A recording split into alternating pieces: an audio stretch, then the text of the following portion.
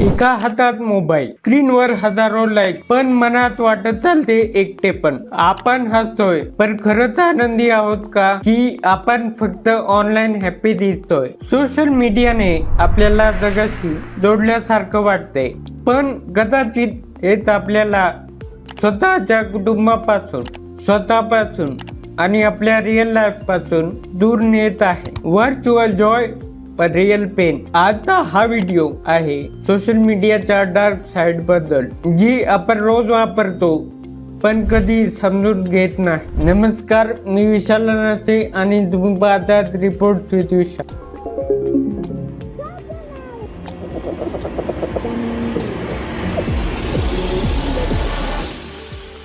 एक गोष्ट मात्र क्लिअर करतो, सोशल मीडिया स्वतःमध्ये वाईट नाही. Instagram, YouTube, WhatsApp, Snapchat, x या प्लॅटफॉर्म्समुळे कम्युनिकेशन सोपे झाले, माहिती पटकन मिळते, करिअर अपॉर्च्युनिटीज वाढतात, बिझनेसेस ग्रो होण्यात मदत होते, क्रिएटर्सला एक प्लॅटफॉर्म देखील मिळतो. पण प्रॉब्लेम नेमके कुठे सुरू होतात? जेव्हा टूल हळूहळू हॅबिट बनत जाते, हॅबिट एक व्यसन बनते आणि व्यसन आयडेंटिटी बनते. रिसर्च लिटरेचर नेहमी एकच गोष्ट सांगतात, सोशल मीडियाचा एक्सेसिव्ह यूज हा anxiety, stress, depression, information overload, cyber bullying आणि चुकीची माहिती यासारख्या समस्यांनी जोडलेला आहे. म्हणजेच इशू हा प्लॅटफॉर्मचा नाही, इशू आहे आपल्या मेंदूवर याचा परिणाम.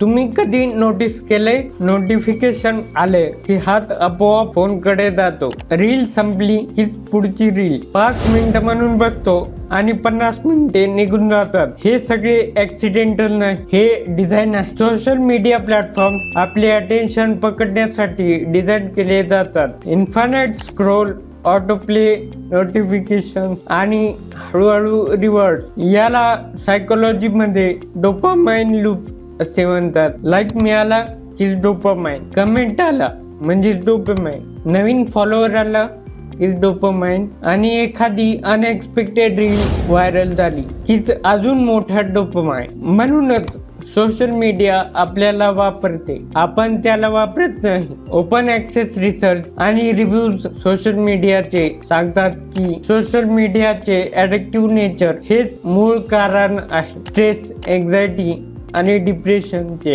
याचा अर्थ असा, आपण मजा घेतोय असं वाटते, पण आपला मेंदू रिवॉर्ड चेजिंग मोड मध्ये अडकतो.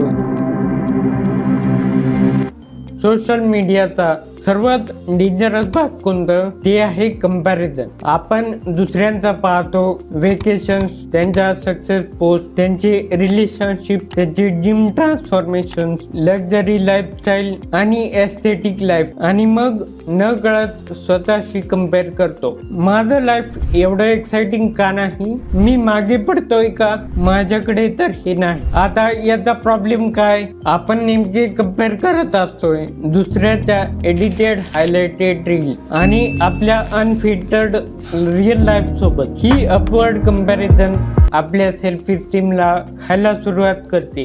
रिसेंट इंडियन कॉमेंट्री आणि रिसर्च स्टाईल डिस्कशन नुसार सोशल मीडियामुळे लोनलीनेस, कंपॅरिझन आणि फोमो म्हणजेच फिअर ऑफ मिसिंग आउट आणि इमोशनल एक्झॉस्शन वाढत असल्याचे अधोरेखित केले. म्हणजे आपण दुसऱ्याच्या लाईफचा ट्रेलर पाहून स्वतःच्या फुल मूवीला फेलियर समजू लागतो. सोशल मीडिया ऑब्सेशनचा पुढचा टप्पा म्हणजे फोमो, एन्झायटी, रेस्टलेसनेस आणि अटेन्शन फ्रॅगमेंटेशन. तुम्ही फोन बाजूला ठेवता पण मनात प्रश्न, काही मिस तर नाही ना झालं? कुणी मेसेज केला असेल का? माझ्या पोस्टला किती लाईक्स आले? स्टोरी पाहिली का? ही कॉन्स्टंट अलर्ट स्टेट मेंदूला रेस्ट करू देत नाही.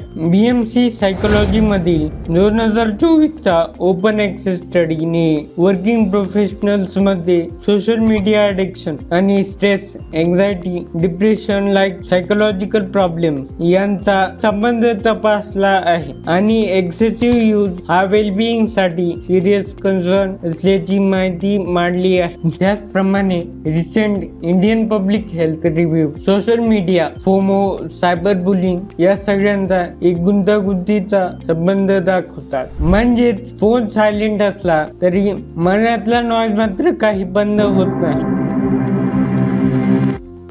सोशल मीडियाबद्दल सर्वात मोठा पॅराडॉक्स कुठला? ते आपल्याला जगाशी कनेक्ट करते पण घरातल्या माणसांपासून डिस्कनेक्ट करते. एकाच घरात आई बोलते पण आपण स्क्रोल करतो, मित्र भेटले पण सगळे फोनवरच, पार्टनर समोर आहे पण लक्ष मात्र नोटिफिकेशनवर. आपण फिजिकली प्रेझेंट असतो पण इमोशनली ॲबसेंट. आजची ट्रॅजेडी अशी आहे की आपल्याकडे कॉन्टॅक्ट्स तर खूप सारे आहे पण एक्झॅक्ट कनेक्शन्स मात्र खूप कमी.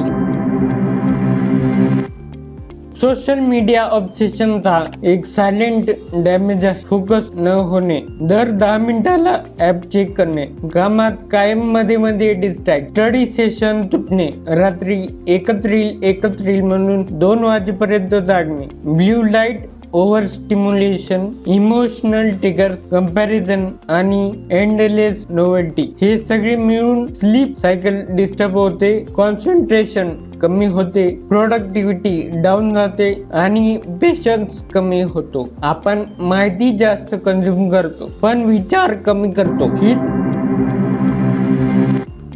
ही सोशल मीडियाची हिडन कॉस्ट आहे. टाइम जातो, अटेन्शन तुटते आणि आयडेंटिटी थकते. मग यावर उपाय काय? फोन फेकून द्यायचा, इंस्टाग्राम डिलीट करायचं की सोशल मीडिया काढूनच टाकायचं? तर यातली कोणतीच नाही. कारण प्रॉब्लेम टेक्नॉलॉजी नाही, प्रॉब्लेम आहे अनकंट्रोल्ड कन्झम्पशन. आपल्याला सोशल मीडिया वापरायची तर फक्त सोशल मीडियाने आपल्याला वापरू नये याची काळजी घ्यायची. जर तुम्हाला सोशल मीडियावर आपला स्वतःचा कंट्रोल परत घ्यायचा तर या 5 सिंपल स्टेप. पहिलं, नोटिफिकेशन ऑफ करा. फक्त इम्पॉर्टंट ॲपच्या नोटिफिकेशन ऑन ठेवा. फोन उठल्यावर पहिली 30 मिनिटे फोन नाही. Number 3, screen time limit. Reels किंवा शॉर्ट व्हिडिओसाठी डेली कॅप ठेवा. Number 4, 1 no phone screen zone. जेवताना, अभ्यास करताना किंवा झोपण्याच्या 1 तास अगोदर no phone. Number 5, real life first. दररोज एक रिअल कन्व्हर्सेशन, एक 20 मिनिटाची ऍक्टिव्हिटी आणि 30 मिनिटाचा नो स्क्रीन टाइम. कारण शेवटी व्हर्च्युअल लाईफ तुमचे आयुष्य बदलू शकत तर नाही पण रिअल हॅबिट मात्र बदलू शकते. तुमच्यामध्ये सोशल मीडिया जास्त जोडते की जास्त तोडते? कमेंट मध्ये नक्की सांगा. व्हिडिओ युजफुल वाटला असेल तर याला एक लाईक करा, शेअर करा आणि चॅनलला सबस्क्राईब देखील करा. धन्यवाद आणि भेटूया पुढील भागामध्ये.